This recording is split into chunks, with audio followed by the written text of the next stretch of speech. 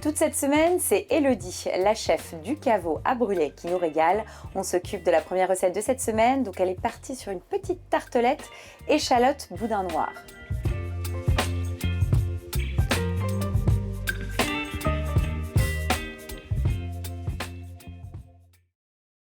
Donc Élodie, on démarre la recette. Donc tu as coupé des échalotes. Exactement. On les fait revenir compoter, c'est ça le principe?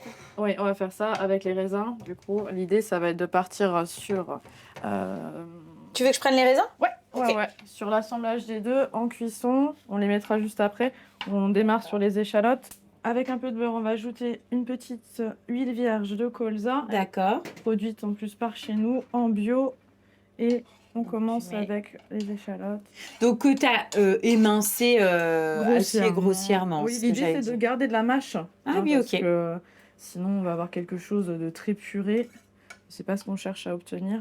Bon, elle est bien beurrée. Hop, je vais rajouter une petite pointe de sucre. D'accord. Pour la compoter, mais légère, hein, parce qu'on va avoir la sucrosité des raisins. Tu peux les ajouter. Ouais, tu me dis. Je mets tout? Non, peut-être pas tout. Je remets progressivement, puis tu me dis. Exactement.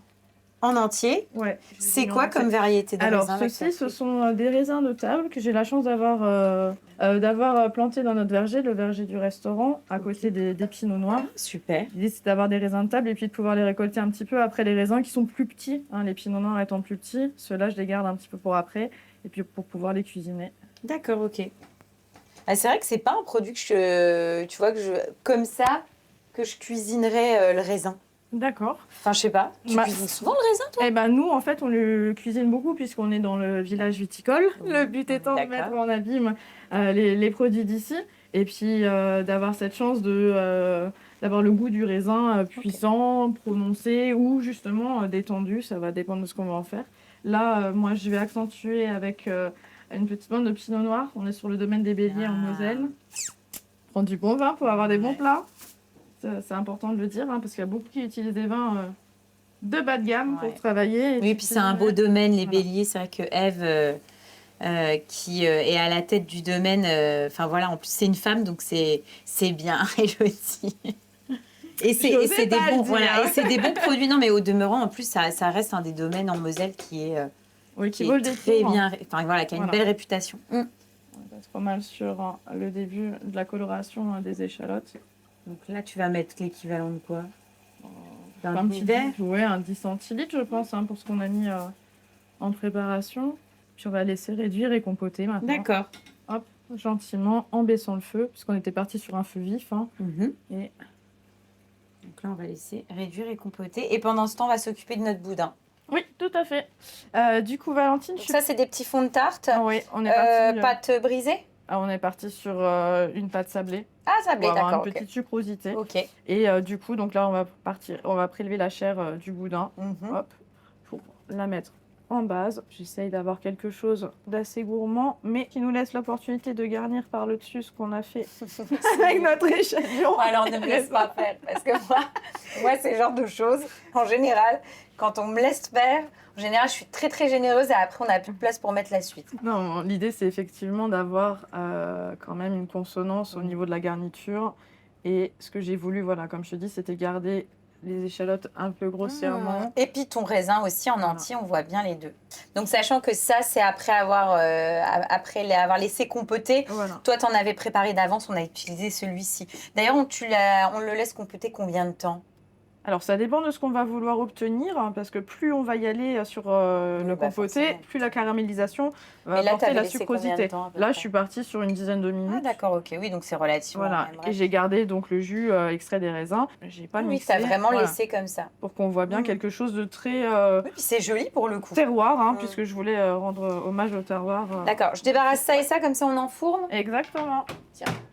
Hop. Donc là, on enfourne dans un four à combien, pendant combien de temps? On réchauffe à 140 degrés. Ouais. On est parti sur 5 minutes max. Hein. Oui, parce qu'en fait, tout est cuit. Il n'y a plus qu'à réchauffer, c'est tout. Exactement. Ok, elle va super. Et voilà ce que ça donne après le petit coup au four. Pour le dressage final, du coup, je suis partie sur une petite poudre que je vais te faire découvrir. C'est une poudre de raisin. Ah d'accord, ok. Que j'ai fait toaster au four, donc en partant sur 180 degrés pour arriver à quelque chose qui soit torréfié. Donc les raisins en entier. Tu les laisses comme ça Ouais, je pendant laisse comme combien ça. de temps? Bah alors, ça dépend de la quantité de raisin, parce que l'humidité dans le four va faire que... Mais là, j'ai dû les laisser une bonne heure et demie. D'accord. Et le pulvérisé dessus un peu comme une épice, en fait. Et du coup, après, quand c'est en fait que toute l'humidité n'est plus présente dans le produit, quoi. En gros, tu as quelque chose de très sec. Oui. Tu le mixes et ça fait une poudre. Exactement, donc je vais l'utiliser après comme une épice, comme beaucoup de choses que je peux Je le mets dessus? Oui, sur le petit rondin de bois? Merci. Eh ben, super. Bah, on va goûter. Hop. Bon, on y va, on goûte.